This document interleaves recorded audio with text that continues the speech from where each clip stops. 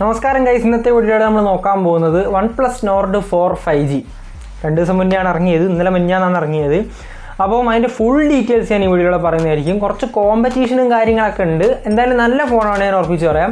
പക്ഷേ ചെറിയ കോമ്പറ്റീഷൻ കാര്യങ്ങളൊക്കെ ഉള്ളതുകൊണ്ട് നമ്മൾ ജസ്റ്റ് ഒന്ന് അനലൈസ് ചെയ്യേണ്ടതായിട്ടുണ്ട്. സോ വീഡിയോ അവസാനം വരെ ഒന്ന് കാണുക, എല്ലാ ഡീറ്റെയിൽസും പറയുന്നതായിരിക്കും. നിങ്ങളിപ്പോൾ കണ്ടുകൊണ്ടിരിക്കുന്ന ടെക്ടോടെക് മലയാളം എന്ന യൂട്യൂബ് ചാനൽ ഞാനാണ് അമർന്നത്. അതുകൂടെ കളയേണ്ട, നമുക്ക് നേരെ വീഡിയോയിലേക്ക് കിടക്കാം.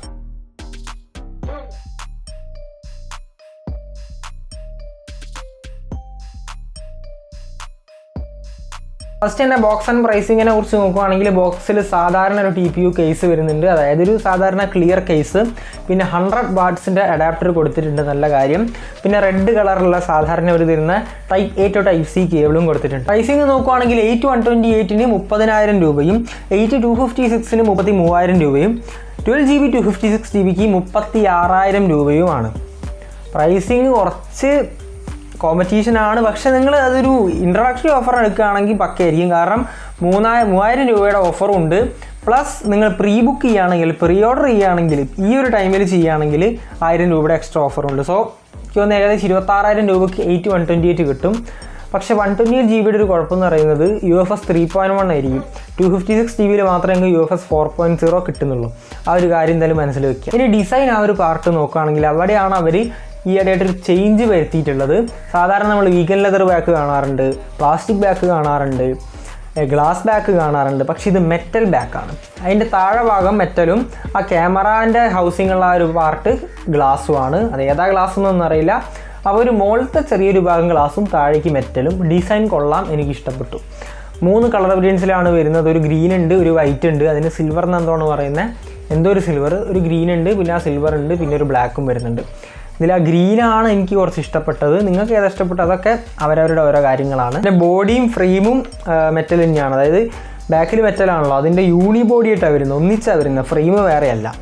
അപ്പം കുറച്ച് ബോക്സിയാണ്, എന്നാലും ഒന്നിച്ചാണ് വരുന്നത്. അപ്പം ഫ്രെയിംസും മെറ്റൽ തന്നെയാണ് വരുന്നത്. സോ പക്കയാണ്, ഹോൾഡ് ചെയ്യാനൊക്കെ എന്തായാലും അടിപൊളിയായിരിക്കും. ഈ മെറ്റലിൻ്റെ ഒരു കുഴപ്പം എന്ന് പറയുന്നതും അത് ചിലപ്പോൾ ഒരു ഗുണവുമാവാം. അതായത് പെട്ടെന്ന് ഹീറ്റായാൽ നല്ലോണം അറിയും, പക്ഷേ അതേപോലെ തന്നെ അത് പെട്ടെന്ന് തണുക്കുകയും ചെയ്യും. അങ്ങനെ ഒരു കാര്യമുണ്ട്. ഇനി പോർട്സ് ആൻഡ് ബട്ടൺസ് നോക്കുകയാണെങ്കിൽ IR ബ്ലാസ്റ്റർ ഉണ്ട്, അലേർട്ട് സ്ലൈഡർ ഉണ്ട്, നല്ല കാര്യം അലേർട്ട് സ്ലൈഡർ അവർ കൊടുത്തത്. പിന്നെ 3.5mm ഓഡിയോ ജാക്ക് വരുന്നില്ല, ഡ്യുവൽ സിം കാർഡ് ഓൺലിയാണ്. നിങ്ങൾക്ക് മൈക്രോ SD കാർഡ് അല്ലെങ്കിൽ മെമ്മറി കാർഡ് ഇടാൻ ഇവിടെ പറ്റില്ല. 201 ഗ്രാം വെയിറ്റ് ആണ് വരുന്നത്, 8mm തിക്നെസ് ആണ് വരുന്നത്. കുറച്ച് ഹെവിയർ സൈഡാണ്, സ്ലൈറ്റ്ലി ഹെവിയർ സൈഡാണെന്ന് പറയാം. ഇനി ഫ്രണ്ടിലുള്ള സ്ക്രീൻ പ്രൊട്ടക്ഷൻ നോക്കുകയാണെങ്കിൽ പാണ്ട ഗ്ലാസ് ആണ് കൊടുത്തിരിക്കുന്നത്. ഗൊറില്ല ഗ്ലാസ് 3 പോലും അവർ കൊടുത്തിട്ടില്ല, പാണ്ട ഗ്ലാസ്സാണ് കൊടുത്തത്. അത് കുറച്ച് മോശപ്പെട്ട ഒരു കാര്യമാണ്. പിന്നെ IP65 ആണ് റേറ്റിംഗ് കൊടുത്ത്. IP68 കൊടുക്കാമായിരുന്നു അവർക്ക്, കാരണം കോമ്പറ്റീഷനിലുള്ള ഒരു കാര്യം ഇവിടെ ഇല്ലാത്തത് ഒന്ന് IP68, കാരണം മോട്ടറോള കൊടുക്കുന്നുണ്ട്. പിന്നെ ഗൊറില്ല ഗ്ലാസ് വിക്ടസ് വരെ വരുന്നുണ്ട് കോമ്പറ്റീഷനിൽ, ഇവിടെ പാണ്ട ഗ്ലാസ്. പിന്നെ വേറെയുണ്ട് കോമ്പറ്റീഷൻ വെച്ച് നോക്കുമ്പോഴുള്ള പ്രശ്നങ്ങൾ. ഇനി നമ്മൾ ഡിസൈൻ പാർട്ട് അത്രയേ ഉള്ളൂ. ഇനി നമ്മൾ ഡിസ്പ്ലേ ആൻഡ് ഓഡിയോ ഡിപ്പാർട്ട്മെൻറ്റ് നോക്കുകയാണെങ്കിൽ 6.74 ഇഞ്ചിൻ്റെ 1.5K റെസൊല്യൂഷൻ ഫ്ലാറ്റ് സ്ക്രീനാണ്, കർവ്ഡ് അല്ല. AMOLED പാനലാണ് കൊടുത്തിരിക്കുന്നത്. 10 ബിറ്റിൻ്റെ AMOLED പാനലാണ്. 1.07 billion colour shades support ചെയ്യുന്ന നല്ല പാനലാണ് കൊടുത്തിരിക്കുന്നത്. അതിപ്പോൾ സ്റ്റാൻഡേർഡ് ആയി തോന്നുന്നു. പണ്ടായിരുന്നു നമുക്ക് 8 ബിറ്റിൻ്റെ പാനലുണ്ടായിരുന്നു, ഇപ്പം 10 ബിറ്റ് സ്റ്റാൻഡേർഡ് ആയിട്ടുണ്ട്. അത് നല്ലൊരു കാര്യമാണ്. ബെസൽസ് പക്കയാണ്, അത് കണ്ടാൽ തന്നെ അറിയാം, നല്ല വൃത്തിയുണ്ട് കാണാൻ. ബെസൽസ് ആയാലും ചിഹ്നായാലും നല്ല വൃത്തിയുണ്ട് കാണാൻ. 93.5%ൻ്റെയാണ് സ്ക്രീൻ ടു ബോഡി റേഷ്യോ വരുന്നത്. സോ പക്കയാണ്. 120 Hz റിഫ്രഷ് റേറ്റ് വരുന്നുണ്ട്. LTPO പാനൽ അല്ല, അതായത് നിങ്ങൾക്ക് അഡാപ്റ്റീവ് റിഫ്രഷ് റേറ്റ് ഇവിടെ കിട്ടുന്നില്ല. ഭയങ്കര ബ്രൈറ്റ്നസ് ഒന്നുമില്ല. നിങ്ങൾക്ക് 1100 നിറ്റ്സിൻ്റെ ഹൈ ബ്രൈറ്റ്നസ് മോഡ് വരുന്നുണ്ട്. ഈ ഒരു സെഗ്മെൻറ്റിലെ ടോപ്പൊന്നുമല്ല. കുറച്ചുകൂടി ഡിസ്പ്ലേ ബ്രൈറ്റർ ഒക്കെ ആവുന്ന Realme GT60 ആയിരിക്കും ഈ ഒരു പ്രൈസ് റേഞ്ചിൽ. 1100 നിറ്റ്സിൻ്റെ ഹൈ ബ്രൈറ്റ്നസ് മോഡ് എന്ന് പറയുമ്പോൾ HBM എന്ന് പറയുമ്പോൾ അത്യാവശ്യം നിങ്ങൾക്ക് കാര്യങ്ങളൊക്കെ കടന്നു പോകും. അതിൽ ഭയങ്കര എന്താ പ്രശ്നം ഉണ്ടെന്നൊന്നല്ല പറഞ്ഞത്. ഇനി പീക്ക് ബ്രൈറ്റ്നസ് നോക്കുകയാണെങ്കിൽ 2150 നിറ്റ്സാണ്, 2150 നിറ്റ്സാണ് വരുന്നത്. അക്വാ ടച്ചിൻ്റെ ഫീച്ചർ വരുന്നുണ്ട്. കുറച്ച് വെള്ളം ആയാലും നമുക്ക് തൊടാൻ പറ്റും, കാരണം IP65 റേറ്റിംഗ് വരുന്നുണ്ട്. 2160 Hz PWM ഡിമ്മിങ്ങിൻ്റെ ഫീച്ചർ വരുന്നുണ്ട്, ഫ്ലിക്കറിങ് കുറയ്ക്കാൻ വേണ്ടിയിട്ട്. HDR10+ വരുന്നുണ്ട്. പക്ഷേ അത് യൂട്യൂബിൽ നിങ്ങൾക്ക് കിട്ടുന്നുണ്ട്, പക്ഷേ ഈ നെറ്റ്ഫ്ലിക്സിൽ നിങ്ങൾക്ക് കിട്ടാൻ പോകുന്നില്ല. വൈഡ് L1 വരുന്നുണ്ട്. സോ ഫുൾ HD കണ്ടൻറ്റ് നിങ്ങൾക്ക് സ്ട്രീം ചെയ്യാൻ പറ്റും, നല്ല കാര്യം. പിന്നെ അതൊക്കെ ഇപ്പം ഭയങ്കര ബേസിക്കാണ്, ജസ്റ്റ് പറയുന്നു എന്നേ ഉള്ളൂ ഞാൻ. അതൊക്കെ എല്ലാ ഫോണിലും ഇപ്പോൾ വരുന്നതാണ്. പിന്നെ ഡ്യുവൽ സ്റ്റീരിയോ സ്പീക്കേഴ്സ് വരുന്നുണ്ട്, നല്ല സ്പീക്കേഴ്സ് ആണെന്നാണ് കേട്ടത്. സോ നല്ല കാര്യം. പക്ഷേ വേറെ സർട്ടിഫിക്കേഷൻസും കാര്യങ്ങളൊന്നും വരുന്നില്ല. ഡോൾബി അറ്റ്മോസ്, ഹൈറസ് അങ്ങനെയൊന്നും ഞാൻ കണ്ടില്ല. ജസ്റ്റ് ഡ്യുവൽ സ്റ്റീരിയോ സ്പീക്കേഴ്സ്, നല്ല സ്പീക്കേഴ്സ് എന്നാണ് കേട്ടെ. ഓ ഹാപ്റ്റിക്സിൻ്റെ സപ്പോർട്ട് കൂടെ വരുന്നുണ്ട്. ഓ ഹാപ്റ്റിക്സ് എന്ന് പറഞ്ഞാൽ ഹാപ്റ്റിക് ഫീഡ്ബാക്ക്, അതായത് ജിങ് ജിങ് ജിങ് എന്നുള്ള ഒരു വൈബ്രേഷൻ മോട്ടർ. ഏത് മോട്ടറാണ്, എക്സ് ആക്സിസ് ആണോ സെഡ് ആക്സിസ് ആണോ എന്നൊന്നും പറഞ്ഞിട്ടില്ല, എവിടെയും മെൻഷൻ ചെയ്തിട്ടില്ല, അപ്പോൾ അതറിയില്ല. പക്ഷേ അത്യാവശ്യം നല്ലൊരു ഹാപ്റ്റിക് ഫീഡ്ബാക്ക് ആയിരിക്കും കിട്ടുക, കാരണം ഓപ്പോൻ്റെ ആ ഒരു ഹാപ്റ്റിക് ഫീഡ്ബാക്ക് അത്യാവശ്യം നല്ലതാണ്. ഇനി നമ്മൾ പെർഫോമൻസ് പാർട്ട് നോക്കുകയാണെങ്കിൽ ക്വാൽക്കം സ്നാപ്ഡ്രാഗൺ 7+ Gen 3 5G ചിപ്സെറ്റാണ് കൊടുത്തിരിക്കുന്നത്. ഏതിനോട് ഈക്വലൻ്റ് ആയിട്ട് നോക്കിക്കഴിഞ്ഞാൽ ഈ ചിപ്സെറ്റ് നമുക്ക് അറിയുന്ന ചിപ്സെറ്റാണ്.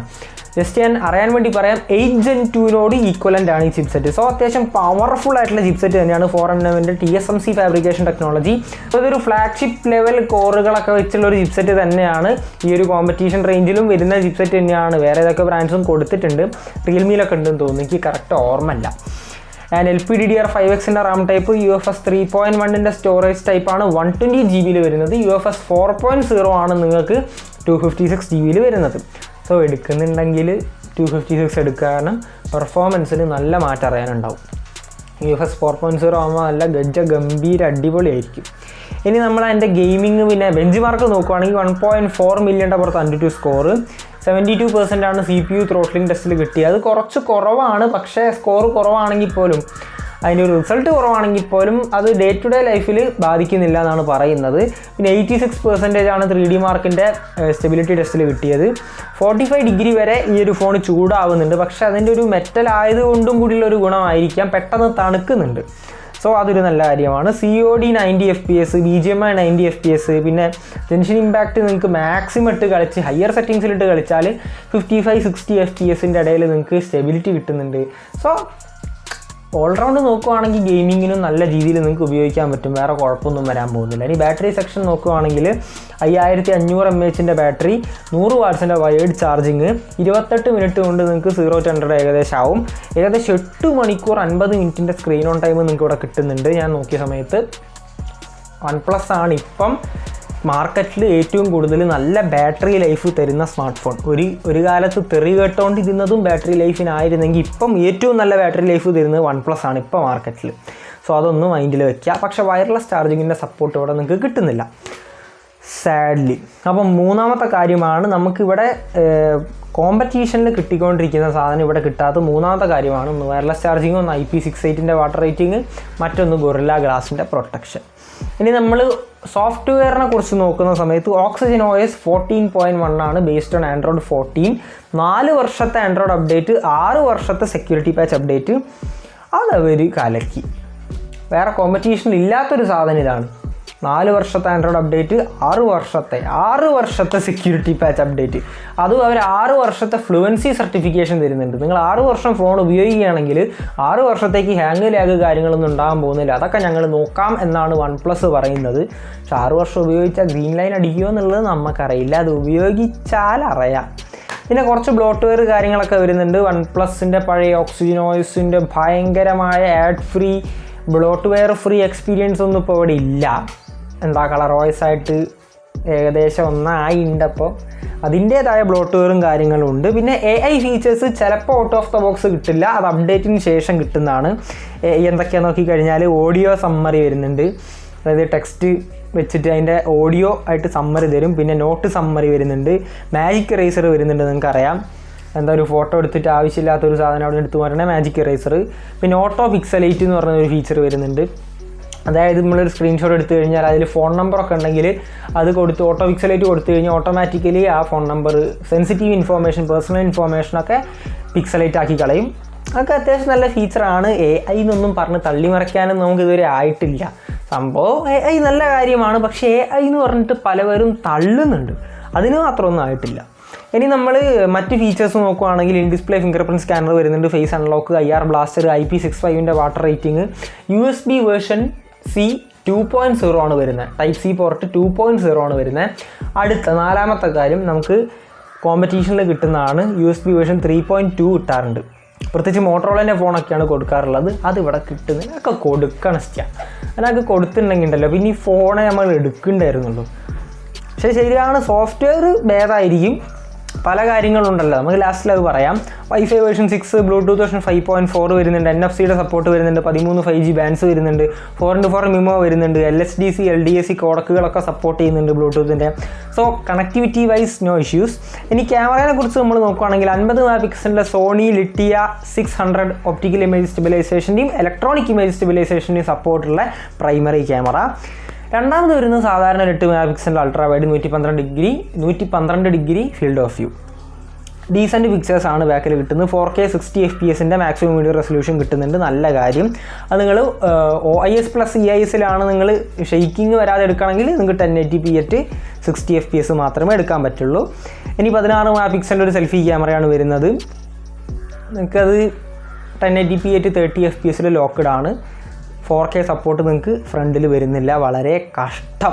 അത് OnePlus-നോടല്ല, പൊതുവെ ബ്രാൻഡ്സിനോടാണ് പറയുന്നത്, വളരെ കഷ്ടമാണത്. കാരണം ചിലപ്പോൾ സാംസങ് തരാറുണ്ട്, അല്ലാതെ ആരും സെൽഫിയിൽ വേണം, സെൽഫിയിൽ 4K സപ്പോർട്ട് വേണം, അതൊരു അനിവാര്യമാണെന്നാണ് എൻ്റെയൊക്കെ ഒരു നിഗമനം. ഇനി ടെലിഫോട്ടോ ക്യാമറ ഇവിടെ വരുന്നില്ല. അടുത്ത കാര്യം നമുക്ക് റൈവൽസിൽ കിട്ടുന്ന വേറൊരു കാര്യമാണ് ടെലിഫോട്ടോ ക്യാമറ. അപ്പം 5 കാര്യം നമ്മളിപ്പോൾ തന്നെ ചൂണ്ടിക്കഴിഞ്ഞു നമുക്ക് റൈവൽസിൽ കിട്ടുന്ന അല്ലെങ്കിൽ ഈ കോമ്പറ്റീഷനിൽ കിട്ടുന്ന കാര്യങ്ങൾ.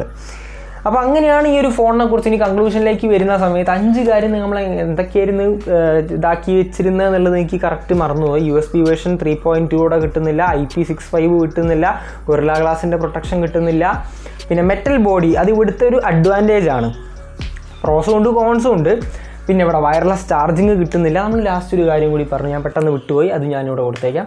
അതും നമുക്കിവിടെ കിട്ടുന്നില്ല. അങ്ങനെ ടോട്ടൽ 5 കാര്യങ്ങൾ കിട്ടുന്നില്ല. പക്ഷെ ഇവിടെ ഉള്ളൊരു നല്ല കാര്യങ്ങളെന്ന് പറയുന്നത് ഗംഭീര ബാറ്ററി ലൈഫ് നിങ്ങൾക്ക് കിട്ടും. കാരണം OnePlus ആണ് ബെറ്റർ ബാറ്ററി ലൈഫ് ഇവിടെ തരുന്നത്. ഈ ഒരു പ്രൈസ് റേഞ്ചിൽ നിന്നല്ല, ഫ്ലാഗ്ഷിപ്പിൽ ഇപ്പം നല്ല ബാറ്ററി ലൈഫ് 8 മണിക്കൂറിൻ്റെയൊക്കെ സ്ക്രീൻ ഓൺ ടൈം എന്ന് പറഞ്ഞാൽ ഗംഭീരമാണ്. അതിപ്പോൾ OnePlus ആണ് ആകെ തരുന്നത്. പിന്നെ അത്യാവശ്യം കുഴപ്പമില്ലാത്ത ബാറ്ററി ചാർജിങ് സ്പീഡ് നിങ്ങൾക്ക് കിട്ടുന്നുണ്ട്. പെട്ടിയിൽ സാധനം വരുന്നുണ്ട്, അത് നമ്മൾ എടുത്ത് പറയണം. കാരണം ഇപ്പം സാംസങ് തരുന്നില്ല, പക്ഷേ ഇതിൻ്റെ റൈവൽസ് തരുന്നുണ്ട്. അപ്പം പിന്നെ അത് എടുത്ത് പറയണ്ട, ശരി, എടുത്ത് പറയണ്ട. പിന്നെ നോക്കുകയാണെങ്കിൽ ഗെയിമിങ് അത്യാവശ്യം നല്ലതായിരിക്കും. ചിപ്സെറ്റും കൊള്ളാം, അത് ഒപ്റ്റിമൈസേഷനും അത്യാവശ്യം നല്ലതായിരിക്കും. അതായത് അതിൻ്റെ ഇടയ്ക്ക് പറയേണ്ട ഒരു കാര്യം എന്ന് പറയുന്നത്, ഈ ഒരു ഫോണിൽ നിങ്ങൾക്ക് UFS 3.1 കിട്ടുന്നുണ്ട്, LPDDR5X കിട്ടുന്നുണ്ട്. അല്ലെങ്കിൽ നിങ്ങൾ 256GB പോകുന്നതെങ്കിൽ നിങ്ങൾക്ക് UFS 4.0 കിട്ടുന്നുണ്ട്. പക്ഷേ നിങ്ങൾക്ക് മോട്ടറോളയിലൊന്നും ഇവിടെ UFS 2.2 ആണ് കിട്ടുന്നത്, 3.1 പോലും ഇല്ല. ആൻഡ് LPDDR4X ആണ് റാം ടൈപ്പ്. അത് Realme GT16 ഞാൻ നോക്കിയിട്ടില്ല. അപ്പം അറ്റ്ലീസ്റ്റ് മോട്ടറോള എഡ്ജ് 50 Pro, അപ്പം അതിലൊന്നും നിങ്ങൾക്ക് ഇവിടെ LPDDR5X UFS 4.0 അങ്ങനെ കിട്ടുന്നില്ല. അപ്പോൾ അത് ഇവിടെ ഒരു പ്ലസ് പോയിന്റ്. അപ്പോൾ സോ ഗെയിമിങ്ങും കാര്യങ്ങളൊക്കെ അത്യാവശ്യം നല്ല രീതിയിൽ നടക്കും. പെർഫോമൻസ് ഭാഗവും ഈ ഒരു ഫോണിൻ്റെ പ്ലസ് പോയിന്റ് തന്നെയാണ്. സോഫ്റ്റ്വെയർ അത് അടുത്തൊരു സംഭവം. സോഫ്റ്റ്വെയർ അപ്ഡേറ്റും പ്രോമിസിങ്ങും കാര്യങ്ങളൊക്കെ കേട്ട് നമുക്ക് നല്ല രീതിയിൽ തന്നെ, കാരണം 6 വർഷത്തെ ഫ്ലുവൻസി റേറ്റിംഗ് ഒക്കെ ഉണ്ട്. അപ്പം അങ്ങനെയാണ് ഇതിൻ്റെ പ്രോസ് എന്ന് പറയാൻ. ക്യാമറ ഡിപ്പാർട്ട്മെൻറ്റ് ജസ്റ്റ് ഓക്കെ, 30,000 രൂപയ്ക്ക് നിങ്ങൾക്ക് അത്യാവശ്യം കുഴപ്പമില്ല. ആ ഒരു രീതിയിൽ ഇത് ശരിക്കും 30-35K റേഞ്ചാണ്. ഇവിടെയാണ് നമുക്ക് പഴയത് നോക്കുകയാണെങ്കിൽ IQ Neo 9 Pro ഉള്ളത്. അതിൻ്റെ ഫുൾ റിവ്യൂ ഞാൻ ചെയ്തിട്ടുണ്ട്, വേണമെങ്കിൽ നിങ്ങൾക്ക് പോയി നോക്കാം. ഞാൻ എൻ്റെ സ്ക്രീനിൽ കൊടുത്തേക്കാം. പിന്നെ ഉള്ളത് Realme GT60, Poco F6, പിന്നെ Moto Edge 50 Pro. ഈ 3 ഫോൺസാണ് ഇതിൻ്റെ റൈവൽ അല്ലെങ്കിൽ കോമ്പറ്റീഷൻ എന്ന് ഞാനിങ്ങനെ പറഞ്ഞുകൊണ്ടിരുന്നത്.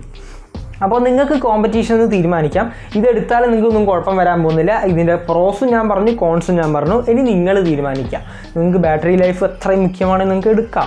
നിങ്ങൾക്ക് എല്ലാം കൂടി വേണം, ഒരു ഓൾറൗണ്ടറാണ് നോക്കുന്നതെങ്കിൽ നിങ്ങൾക്ക് എടുക്കാം, കുഴപ്പമൊന്നുമില്ല. അത്യാവശ്യം നല്ല ഫോണാണെന്ന് മാത്രം പറഞ്ഞുകൊണ്ട് ഇന്നത്തെ വീഡിയോ ഇത്രമാത്രം. കൂടുതൽ വീഡിയോസിന് വേണ്ടി ചാനൽ സബ്സ്ക്രൈബ് ചെയ്യുക, ഒരു സൈഡിൽ ബെല്ലൈക്കൺ നടത്താൻ. വീഡിയോ ഇഷ്ടപ്പെട്ടാൽ ലൈക്ക് ചെയ്യുക, ഷെയർ ചെയ്യുക, കമൻറ്റ് ചെയ്യുക. ഇൻസ്റ്റാഗ്രാമൊക്കെ ഒന്ന് പോയി ഫോളോ ചെയ്യാൻ മറക്കണ്ട. അടുത്തൊരു നല്ല വീഡിയോയിൽ കാണാം. എല്ലാവർക്കും സ്റ്റേ സേഫ്, ബൈ.